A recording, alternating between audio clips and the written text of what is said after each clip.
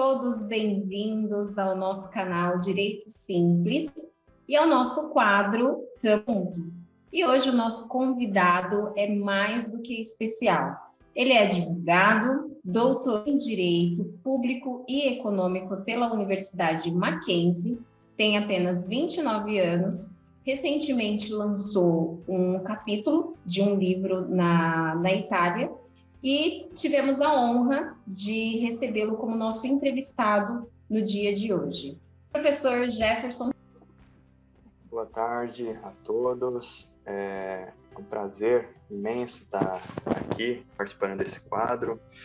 Espero poder contribuir com experiência e com todos que estão assistindo. E sempre recordo, né, o estudo do direito ele é sempre muito magnífico. Então, por isso, um canal bastante importante a fim de estar auxiliando todos aqueles que eventualmente têm alguma dúvida, alguma questão, né? Então, sempre à disposição do projeto, quando precisarem também, me farei presente. Muito obrigado. Nós nos sentimos muito honrados, tá? Eu reforço mais uma vez em relação a isso. Bom, vamos começar as perguntas, né? A galerinha tá meio que ansiosa para querer saber um pouco mais do professor Jefferson. Eu confesso que eu fiquei surpresa, porque o professor é um verdadeiro mistério, né? O professor Jefferson, já te falaram isso ou não? Já um pouquinho. Eu tive uma dificuldade imensa para conseguir levantar informações ao seu respeito. Eu falei, gente, esse homem é um mistério, o que eu faço? Não consegui. Da onde que vem essa resistência toda referente a esse bloqueio de não se expor tanto nas redes sociais e manter realmente esse perfil bem profissional?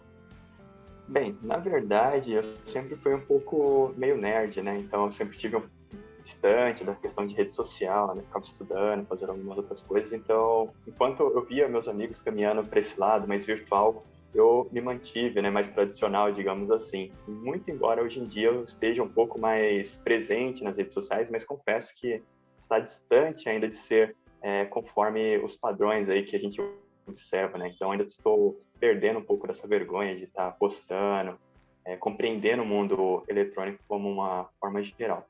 Mas por conta disso acredito que haja um pouco desse mistério todo sobre mim, tá? Mas realmente uma questão que tende a mudar aí ao longo dos próximos anos.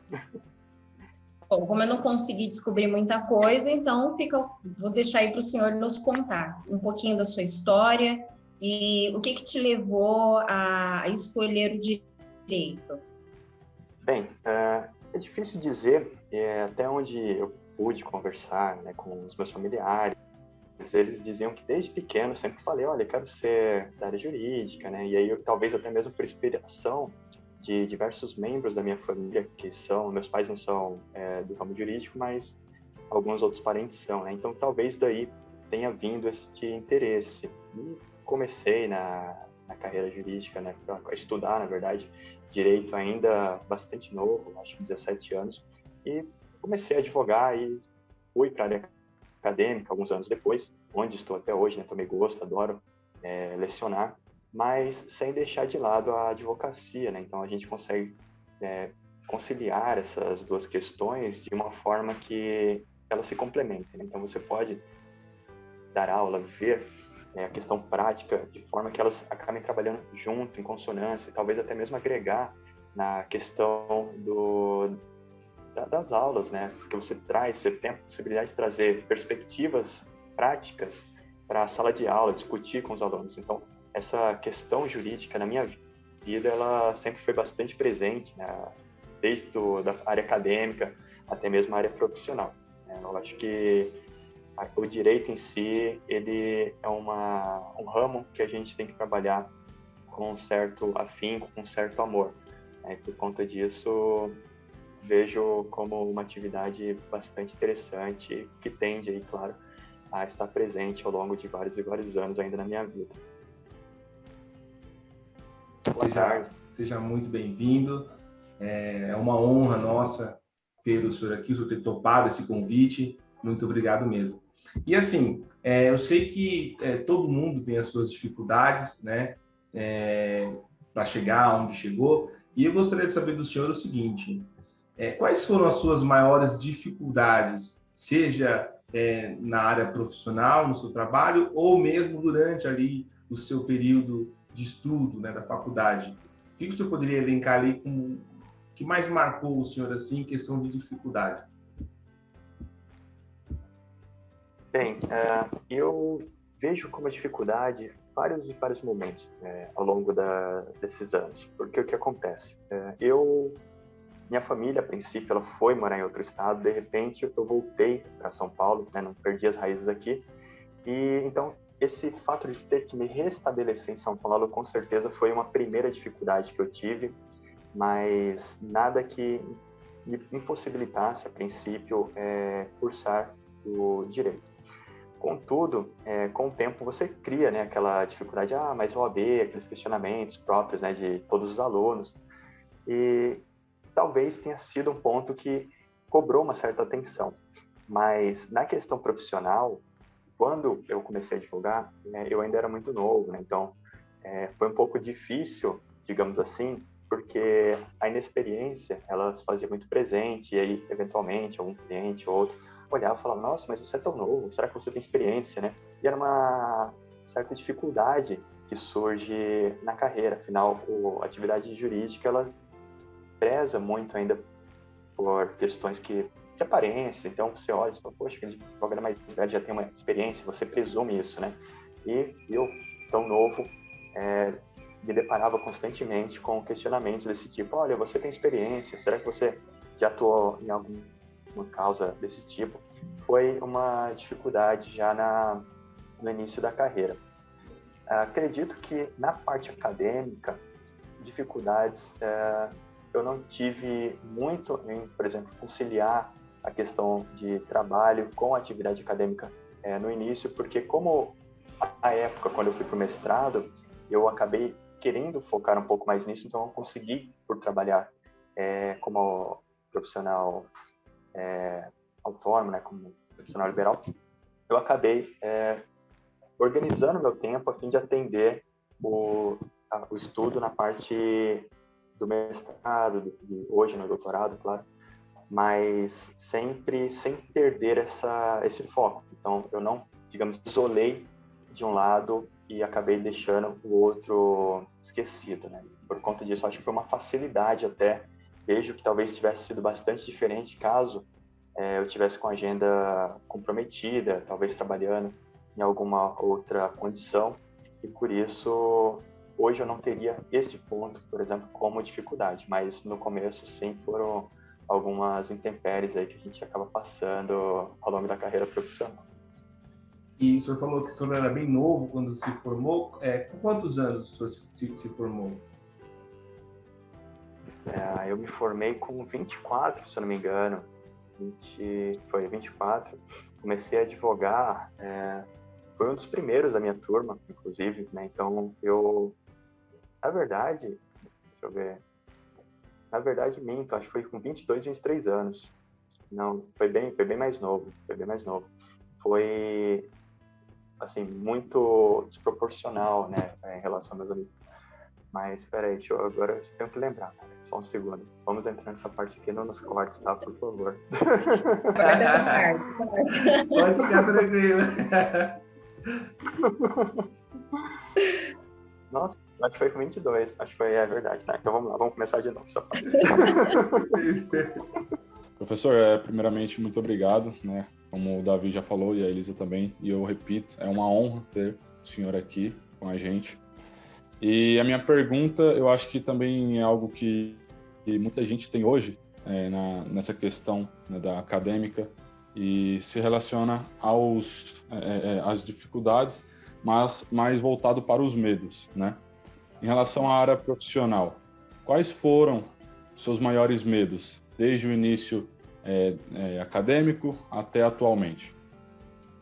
Bem, na questão profissional, como ao longo desses 7 anos que eu advogo, eu sempre estive trabalhando sozinho, digamos assim, nunca fui, enquanto advogado, empregado, Eu acredito que o maior medo do profissional nessa condição seria você não ter clientes, né? Você ter uma conta de um escritório para pagar e não ter de onde tirar esse dinheiro. Então, seria algumas questões próprias de mercado, né? Então, seria este aspecto que eu entendo como o maior medo de qualquer profissional nessa condição.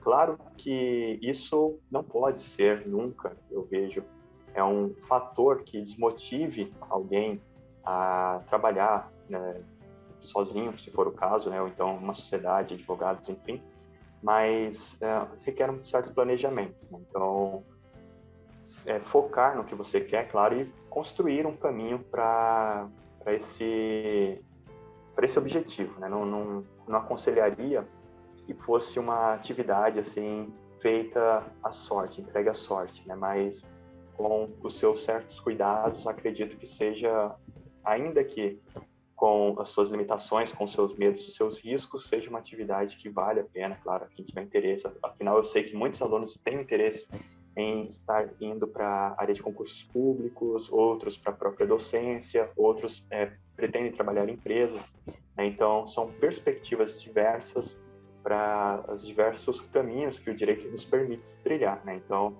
dentro do que eu pude experienciar ao longo da minha carreira, eu diria que, como profissional trabalhando sozinho, o maior medo seria justamente esse, né? Eu acho que todos os profissionais de qualquer ramo que estão presentes no mercado, eles acabam tendo esse receio, tá? Mas vejo que seja isso mesmo. Sim. Outra questão também relacionada a isso, só queria acrescentar, né, que muitos alunos, acredito que quem estiver assistindo isso aqui vai se identificar, afirmam que tem muito medo, né? Mesmo estando na faculdade, mesmo estando estudando e se dedicando, o medo de chegar o momento de estar aplicando todo esse conhecimento e se sentir incapaz. Você passou por isso também? Você chegou a algum momento pensar, será que realmente eu vou conseguir aplicar isso daqui que eu estou aprendendo? Se passou por algum momento enquanto o período de faculdade? Bem, eu costumo me aproveitar, né, desse jargão que se faz presente no mundo jurídico, que é o 11º semestre, com certeza é o mais difícil, né? Então, aquele primeiro semestre no qual você está fora da universidade, da faculdade, ele acaba tendo ele se faz muito presente essa questão do medo, né? Principalmente por conta da inexperiência do profissional. Se nós tomarmos por base a pessoa que fez estágio, que conheceu um pouco da atividade em si, claro, isso ajuda, tá? Isso não vou falar que a pessoa vai se sentir segura. O que acontece? A pessoa, ainda que ela faça um estágio, ela vai ter as suas dificuldades, é claro, né? Afinal, você não conhece toda a matéria que ele tem esse caráter de ensino, né? Esse caráter educativo, mas, de certa forma, enquanto profissional, você ter que, digamos assim, assinar com o seu próprio nome, né? Na verdade, você não assina com o nome dos outros, né? Mas você ter que colocar o seu nome, estar na linha de frente, isso, com certeza, é um fator que pesa, né? Então, a partir do momento que você não tem essa segurança, acho que isso pode acabar até dificultando a própria execução da atividade pelo profissional, tá? Por isso, é sempre bom ter aquele network, né? Você ter colegas que estejam aptos a querer se ajudar mutuamente, a fim de que fale, olha, eu conheço dessa parte, eu conheço da outra. Então, você troca experiências e isso, com certeza, vai auxiliar na hora da atividade, na hora da advocacia como um todo. Mas é um medo, com certeza, presente. Não vou dizer que para todos os profissionais, mas acredito que em maior ou menor grau todos tenham aquela insegurança, né, por conta de novas atividades, eventualmente, né, que acabem tentando buscar, se dedicando. O medo do desconhecido, digamos assim, mas, de certa forma, acredito que a experiência ela vai ser o grande fator que vai diluir esse medo, que vai acabar dirimindo, né? Então, você está advogando ali dia após dia, vai te trazer segurança, você poder observar como o Poder Judiciário ele se comporta, isso ajuda muito. E, claro, você ter uma base técnica bastante sólida é, sim, um fator fator determinante para você dar o primeiro passo. Então, por isso eu sempre digo, estudem com atenção, porque esses elementos eles vão ser aplicados lá fora no mundo jurídico quando for haver esse exercício da atividade enquanto profissionais na área jurídica. Tá? Mas, com certeza, são dificuldades que fazem bastante presente no início. Professor, e apesar da pouca idade, né, que eu te considero muito jovem, com esse currículo muito rico, hoje você se sente realizado profissionalmente ou ainda tem algumas etapas a se cumprir? Você tem ainda um pódio a alcançar? Bem, eu diria que eu ainda não cheguei onde eu quero. Tá? Eu tenho algumas metas que, eu nunca fui de falar, olha, quando eu chegar aqui eu vou parar.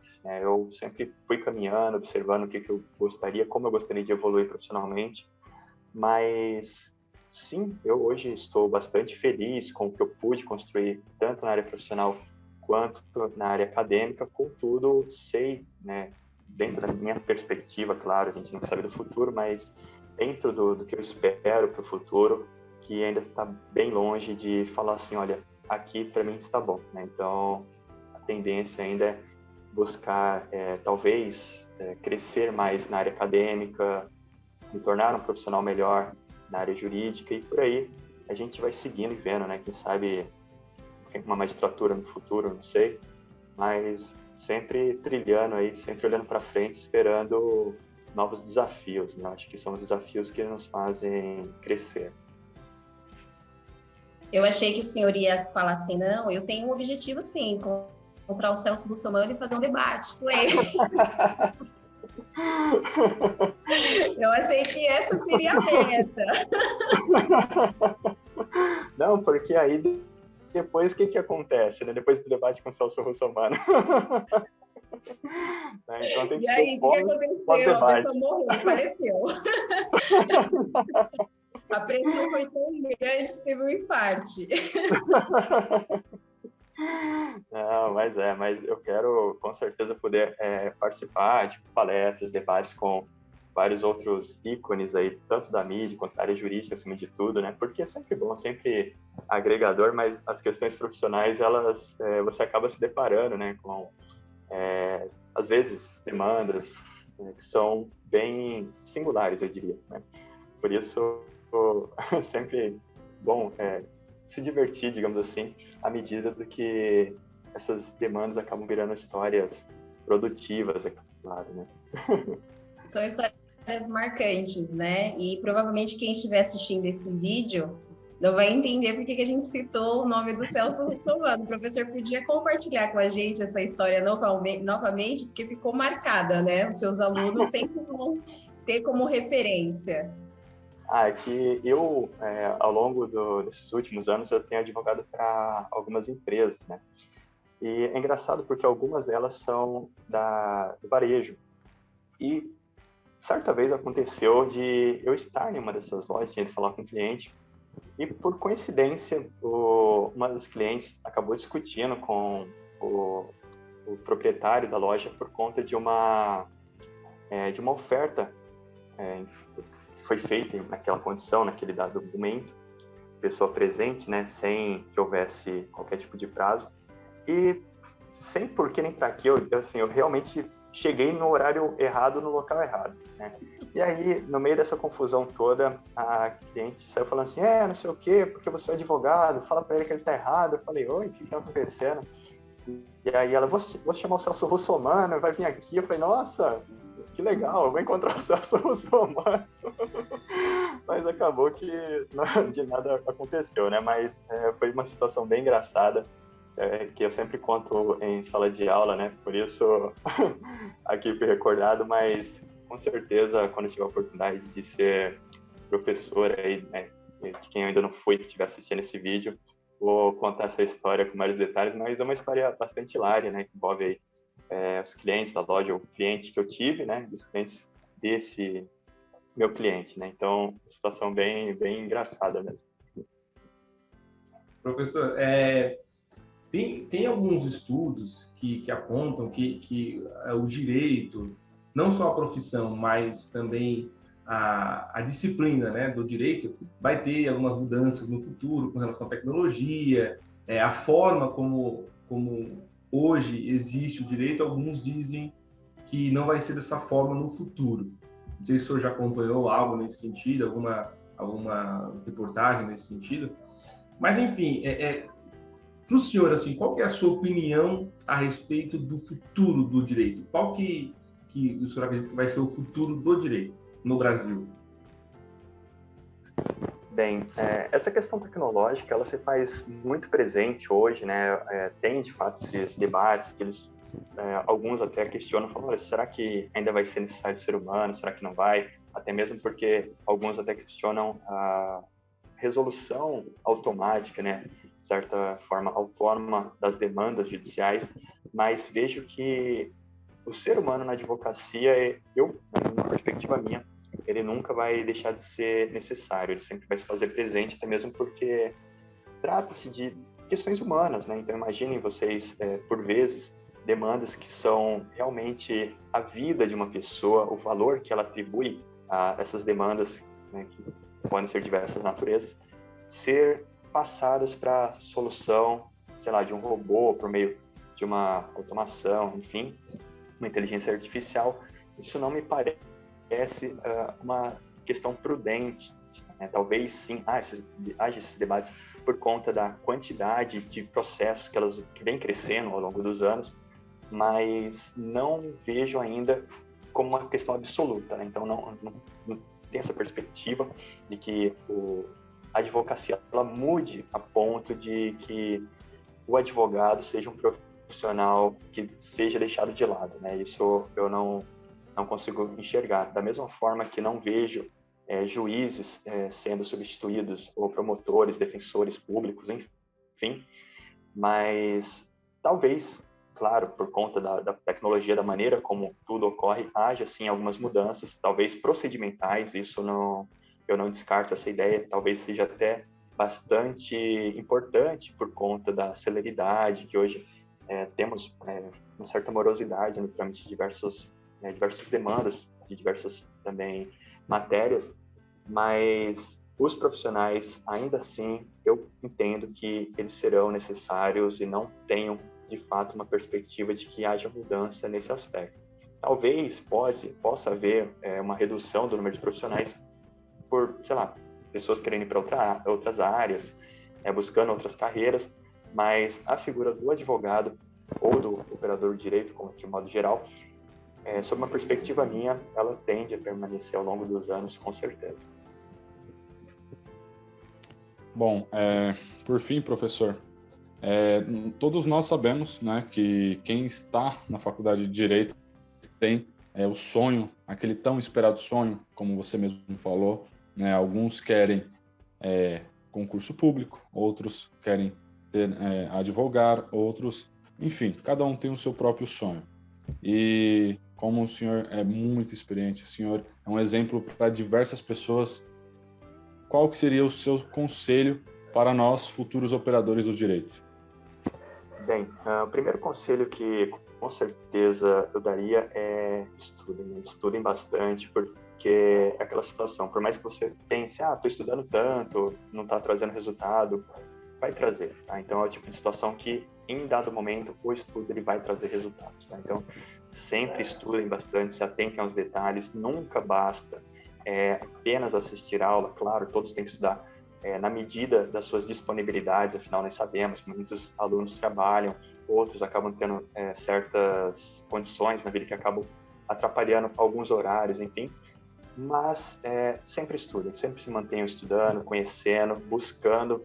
Acho que a curiosidade ela acaba sendo o fator determinante para o estudo, né? Então, se quer entender o porquê, ver como que tudo isso está inserido dentro do sistema jurídico, por conta disso, claro, vai dar uma base maior e profissionalmente, né, não vai suprir aquele primeiro medo, aquele receio na hora de começar a trabalhar, mas claro, vai ajudar bastante, né? Então, certamente esse é um conselho que eu daria, né, tanto para a questão de exame de ordem quanto para concurso, enfim, para quem tiver esses diversos interesses.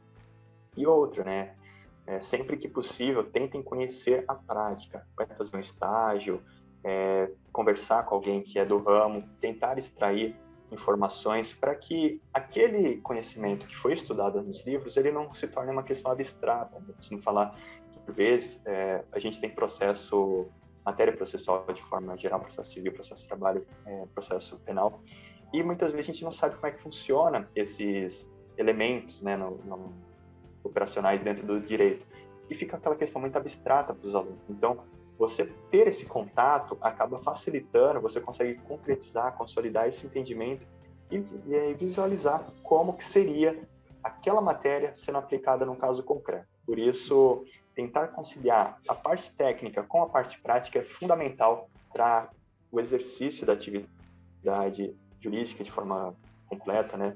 Seja como advogado, seja como juiz, seja como qualquer outro cargo. Por isso, o estágio é muito importante, conhecer, trocar figurinhas é um fator determinante, eu diria, para todos os alunos mesmo, né? Mas sempre buscando, não pode ficar parado, porque eu acho que o ficar parado é o que acaba impedindo o sucesso de um aluno, seja para passar na matéria, seja na OAB, enfim, seja para qualquer coisa. Então, se manter ativo, eu diria que seria a grande chave. Legal. Chegou para a gente aqui, professora, uma pergunta referente a um dos seus artigos mais recentes, né?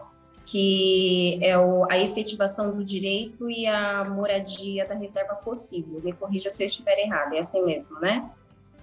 A pergunta veio da nossa aluna Kelly, do 4º semestre do curso de Direito, e ela diz na mensagem que é uma honra poder fazer essa pergunta para o senhor, né? Pois estamos num ambiente fora da sala de aula, e então poder abrir esse leque de assuntos e poder compartilhar a experiência é muito importante para a gente. E a Kelly, ela queria saber um pouquinho mais sobre o seu artigo, né? E entender um pouco as informações nele expressadas. Bem, esse trabalho, esse é um capítulo de uma obra publicada recentemente na Itália, e eu sou coautor do professor Marcelo Benacco, também que é professor da universidade, e a gente escreveu a respeito de questões de natureza social, né? A gente tinha diversos trabalhos, nós temos, na verdade, diversos trabalhos publicados a respeito de questões de natureza social, enfim, e nessa obra em específica, nós tratamos de como que é feito essa defesa do direito à moradia, como que você consegue efetivar esse direito, essa garantia do direito à moradia, por meio de sentenças que, muitas vezes, elas geram um certo conflito doutrinário, porque envolvem a busca direta de recursos públicos, né? Então, você acaba pegando recursos que seriam, a princípio, destinados a outros fins, e como que isso acaba interferindo dentro da questão orçamentária, dentro da questão social, como que esses direitos, que são garantias programáticas, eles são executados de uma forma mais imediata. Então, isso gera toda uma perspectiva, como eu posso dizer, uma perspectiva não só jurídica, mas também social, e acaba gerando essas discussões, né? Então, você tomaria dinheiro de um ente público para efetivar um direito de uma pessoa, mas isso é um direito que pertence à coletividade, como é que fica, né? Então, temos sentenças aditivas que acabam sendo bastante diretas na maneira como isso é executado. E na obra eu acabo fazendo uma certa diferenciação de como o Brasil lida com isso, de como a Itália também acaba lidando com essa questão. São perspectivas bastante diferentes, não vou dar spoilers, afinal, esse eu diria que é o grande charme da matéria, né, do trabalho, mas vale a pena a leitura por conta, né, de ver como que isso vem sendo feito, não só aqui, mas também como lá. Então, é uma matéria bem interessante, né, e sempre estou publicando alguma coisa, né, compartilhando com os alunos sempre que possível, e recomendo a todos essa leitura aí, sempre é bom, uma leitura diferenciada para abrir novos horizontes. E dentro desse tema que a gente está debatendo, a Kelly ainda pergunta: podemos entender e afirmar que no Brasil um direito humano e social, devido às políticas públicas, é uma forte exploração capitalista do mercado, com salários baixos, baixa qualificação educacional e profissional das pessoas, faz com que o direito social se torne um direito assistencial? Bem, é difícil dizer isso, até mesmo porque nós temos perspectivas. A gente tem, hoje, no mundo globalizado, certas dificuldades que elas são próprias da ordem econômica, tá? E, claro, isso reflete por conta do capitalismo em questões sociais, tá? Mas isso não é só aqui no Brasil, não é só na América, isso é em vários países. Então, você tem uma condição que ela vai muito além do próprio Estado. Temos, por conta desses elementos, diversas doutrinas que versam sobre questões de desenvolvimento, como que esse desenvolvimento é aplicado aos países, diversos países em desenvolvimento, aos países não desenvolvidos. Então, acaba sendo uma questão muito complexa para se falar com precisão, falar, olha, é ou não é, tá? Então, vai depender muito de questões de política pública, vai depender da maneira como a sociedade ela enxerga a questão, vai depender dos direitos que estão presentes, né? Então, você tem diversas garantias fundamentais. É uma matéria bastante complexa, claro, vale com certeza uma discussão a respeito disso, mas de fato não dá para colocar, digamos assim, pingos nos is, né? Você não consegue pontuar e falar, olha, é ou não é, por conta justamente dessa amplitude da matéria. Legal. O senhor falou no começo, voltando aqui um pouco para a sua história, o senhor falou no começo que o senhor teve que vir, tem duas perguntas, né? Teve que vir para São Paulo, foi isso, né? Sim. O senhor vai lá no outro estado com a sua família. A primeira pergunta é essa, né? Como é que foi, se o senhor puder contar um pouquinho dessa história, como que aconteceu isso, por quê, aonde que vocês moravam, e por que mudaram aqui para São Paulo. E também a segunda pergunta é que o senhor falou que o senhor é nerd, né? E eis aqui também um nerd também. Também sou nerd. Eu gosto de filmes, séries, história em quadrinhos. E quero saber do senhor se o senhor também é esse tipo de nerd como eu também, que curte série, que curte filme, que curte Marvel, enfim, super-heróis. O senhor também é desse tipo de nerd ou não?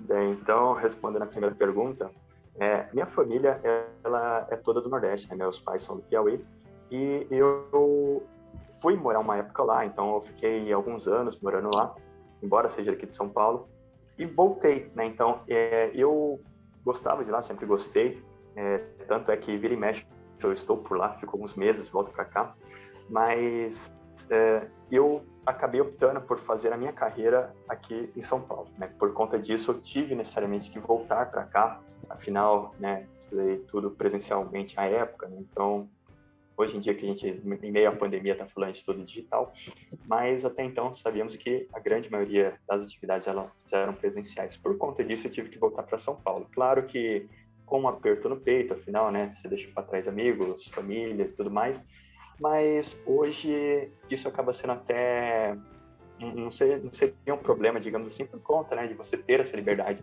de poder ir e voltar, né? Então, muitos processos hoje eles são digitais, você pode trabalhar de qualquer lugar do país e do mundo, mas no começo foi justamente essa questão, né? Então eu estava morando lá, tive que voltar para São Paulo e por conta disso foi esse, digamos assim, choque cultural, né?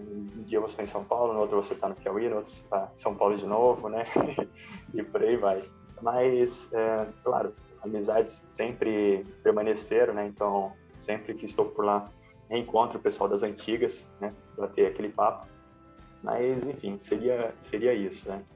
Agora, em relação à segunda pergunta, sim, né? Eu sempre gostei muito de jogar videogame desde pequeno, né? Então comecei ali, né, na parte dos videogames, fui depois assistir séries, filmes, animes, né? Então a gente acaba ficando naquele mundo ali do entretenimento, né? Fica assistindo, passa o tempo. Quando você vai ver, né, daqui a pouco já passou horas e horas e você ali intertido com alguma coisa, né, assistindo. Por conta disso, também acabo esquecendo as redes sociais, e daí, né, a primeira pergunta que foi feita, né, por que eu não sou tão ativo nas redes sociais? Mas é ativo no Netflix. Mas sempre... até hoje junta os amigos para ficar jogando videogame em conjunto, sabe? Então, tipo de coisa que você fala, mas se fosse uma série, outra coisa, você já distrai. E tem alguma série favorita, algum personagem, algum jogo? Favorito?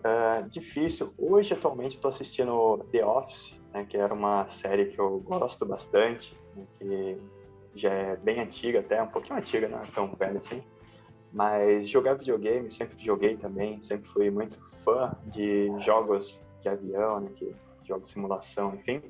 Tanto que acho que, por gostar de todo, desde pequeno, de aviação, essas coisas, a minha tese, doutorado, também vai ser sobre a questão da aviação, né? Então, sempre tive aí uma coisa foi puxando a outra, digamos assim. De certa forma, foi influenciando na área profissional, na área do lazer, né? E aí você acaba mesclando as coisas. Olha aí, temos um spoiler exclusivo, então, sobre o doutorado do professor.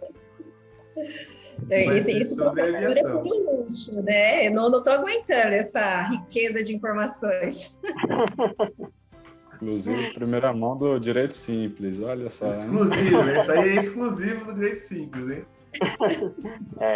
Vou aproveitar a oportunidade do spoiler aí para falar que, na verdade, minha tese de doutorado ela vai tratar de uma análise sobre o setor aéreo brasileiro, né? Desenvolvimento, a questão regulatória e tudo mais. Por conta disso também, né? Toda essa minha paixão pela aviação e daí, né? Trago aqui em primeira mão para vocês essa matéria, né? Mas, enfim, vamos ver aí o que vai dar. Professor, e nós falamos bastante sobre a sua carreira profissional, né? Os obstáculos que você enfrentou. E eu queria tocar um pouquinho num assunto um pouco mais delicado, né? Há pouco mais de um ano, o nosso país, na verdade, o mundo vem enfrentando aí um problema, assim, bem delicado, né? Que a gente não tem de quando tudo isso vai acabar. E, diante das circunstâncias, muitas pessoas, principalmente as mais próximas que nós temos contatos, vêm desistindo dos sonhos, vêm abandonando o barco, achando que não vai conseguir dar conta, que não vai conseguir absorver o máximo possível do curso de Direito, fazendo essas aulas online. Muita gente vem se sentindo incapaz nesse momento tão delicado, né? E nós queremos tocar um pouco mais nessas pessoas e fazer com que elas se sintam abraçadas. E pessoa melhor do que você para compartilhar isso com a gente, trazer uma mensagem acolhedora para esses alunos nesse momento tão difícil. O que o senhor passa de mensagem para essas pessoas que pensam em desistir o tempo todo por conta das circunstâncias que estamos vivendo hoje? Bem, primeiro a gente tem que observar que circunstâncias elas existem, né? Então teve aquelas pessoas que infelizmente acabaram tendo parentes próximos que faleceram, isso com certeza desmotivou. Temos pessoas que ficaram desempregadas, afinal a gente está num período bastante conturbado economicamente. Temos diversas dificuldades que elas acabaram de uma maneira direta ou indireta recaindo sobre as pessoas. Certamente não foi uma fase, não está sendo uma fase fácil para todo mundo, né? Acho que a grande maioria do povo brasileiro mesmo está com profundas dificuldades de diversas naturezas. Contudo, a utilização da tecnologia hoje ela se faz muito presente, né? Então essa mudança ela acabou sendo obrigatória, né? Principalmente afetando aquelas pessoas que tinham uma certa dificuldade, às vezes pessoas que são mais velhas, às vezes pessoas que não utilizavam tanto os meios digitais, e isso eu vejo que acaba assim também atrapalhando o estudo de muitas e muitas pessoas, né? Então a gente tem fatores econômicos, temos fatores tecnológicos, fatores por vezes de saúde, e enfim, nesse momento eu diria que embora não esteja fácil, né? Claro, cada um dentro das suas possibilidades, tentar se adequar, tentar buscar meios, né? Às vezes até ouço diversos alunos falando, olha, mas eu vivo em casa, tem muita gente, eu não consigo tempo para estudar, né? E isso acaba sendo, de fato, um empecilho, né? Você acaba tendo, sim, dificuldades em relação a isso, mas, claro, dentro das possibilidades, repito, tentar fazer um pouco, né? Eu acho que aquele pouco que a gente faz, ele ainda acaba sendo muito mais significativo do que não fazer nada, né? Ou ficar parado esperando, afinal a gente não sabe quando que a pandemia vai acabar, esperamos que seja o quanto antes, né? Afinal tem pessoas que estão morrendo, a gente precisa resolver essa questão por questões sociais, enfim, por questões humanitárias, mas tentar fazer um pouco, né? Ainda que haja impossibilidades, ainda que haja dificuldades, digo, e não desistir, né? Não desanimar, porque é melhor caminhar devagar do que não caminhar, né? Nessa sua trajetória profissional. Por isso, tentar sempre buscar seguir em frente, né? Claro, retomo novamente dentro das possibilidades de cada um. E pedir ajuda, né, para quem estiver disponível para ajudar, porque sinto que algumas pessoas elas têm uma dificuldade, talvez por vergonha, né, medo de ficar dependente do auxílio de outra pessoa para assistir uma aula, para ler um livro, para buscar uma obra. E, na verdade, eu acho que esse não seria uma questão a se preocupar, né? Afinal, sempre vai ter alguém querendo ajudar, sempre vai ter alguém querendo dar as mãos e apoiar as pessoas nos seus objetivos. Por conta disso, foquem, olhem para frente e se esforcem, que com certeza vai dar tudo certo, e quando vocês menos esperarem, estarão colhendo bons frutos aí desse esforço expendido, ainda que nesses tempos tão complicados que nós estamos vivendo. Quero agradecer, professor, muito obrigado mais uma vez, e foi muito bom esse bate-papo. Acho que tudo coopera, né? Assim, para a gente prosseguir, né? Acho que a gente quis fazer aqui nesse projeto não algo somente da matéria do direito, mas trazer, eu coloquei entre aspas, esse lado mais humano, né? Mostrar a história de vida da pessoa e mostrar que todo mundo tem as suas dificuldades e que não nada é impossível, né?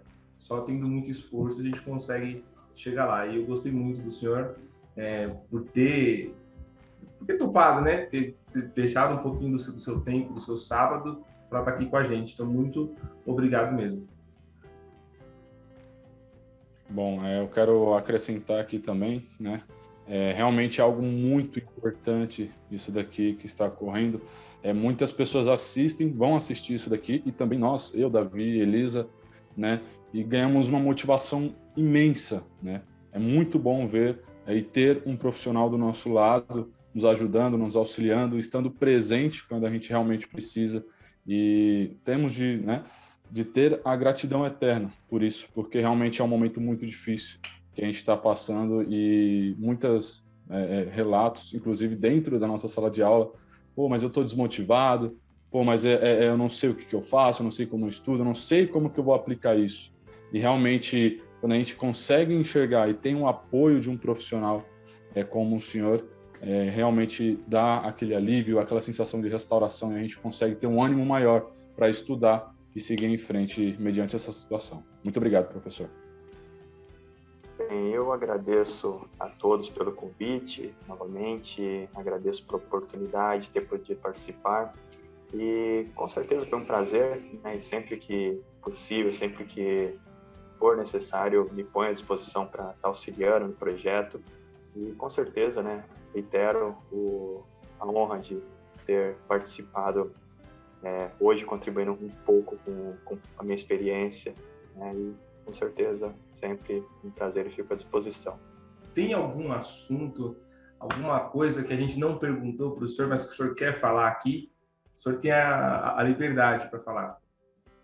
Bem, acredito que só a respeito do meu livro, né, que o último foi publicado, que é os direitos humanos enquanto coordenadores da atividade econômica, né, foi minha dissertação de mestrado, e hoje em dia estou escrevendo outro livro, mas esse ainda vou deixar aí a surpresa para o futuro, tá? Mas por hora acredito que seja uma leitura bastante interessante para quem estiver interesse em discutir questões de ordem social e também de ordem econômica. Então, esse trabalho que eu desenvolvi acaba mesclando um pouco dessa perspectiva. Falo ali do artigo 170 da Constituição Federal, de como que os princípios da ordem econômica e os princípios sociais, eles acabam trabalhando entre si, né, a fim de tentar promover o desenvolvimento com base na nossa Constituição Federal. Seria isso. E a gente consegue encontrar esse livro aonde? Em qualquer plataforma? Sim, esse livro está disponível em vários sites aí de venda e também está disponível na universidade, na biblioteca da universidade, por conta de ter sido a a dissertação de mestrado e eu ter assinado, tornando público, né, o trabalho, né? Então, aqueles que não tiverem interesse ou condição de estar comprando a obra pode acessá-la de forma gratuita. Basta procurar na internet, com certeza vai encontrar. Muito bom, professor. Mais uma vez, obrigada. Esse bate-papo foi muito rico, né, meninos? Muito bom mesmo. Acredito que vai incentivar e motivar muita gente. E tem uma pergunta aqui que não quer calar, professor. Nós, alunos, já fizemos essa pergunta para alguns professores em aula e vamos perguntar para o senhor também. Você está todo aí trajado, todo social, mas e o pezinho? Tá descalço ou tá de Havaianas? Estou totalmente social, afinal... Já perguntamos isso para os professores, como assim estão me perguntando isso? A gente quer saber, o terno é só daqui para baixo ou do pezinho também? Ah, hoje eu estou totalmente social. Que honra! Mas aí tá, pegando esse gancho aí, professor, e nas aulas? Então, aí depende.